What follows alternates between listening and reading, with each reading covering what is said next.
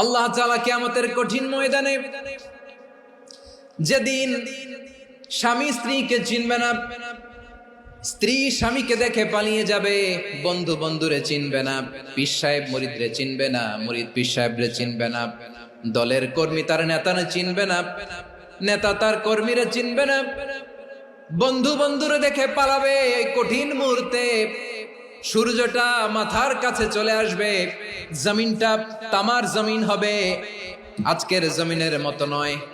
মানুষ ঘর্মাক্ত, ক্লান্ত, শ্রান্ত মাথার মগজগুলো কানের ছিদ্র আর নাকের ছিদ্র দিয়ে বেয়ে বেয়ে পড়বে। বিশ্বনবী ফরমান, কিয়ামতের ওই কঠিন ময়দানে 7 শ্রেণীর ব্যক্তিকে রব্বুল আলামিন তার আরশের নিচে ছায়া দিবেন।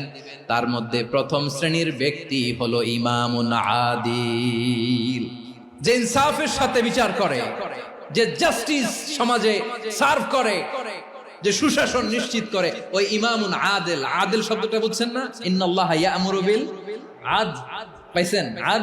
আদিল। 7 শ্রেণীর ব্যক্তিকে আল্লাহ তাআলা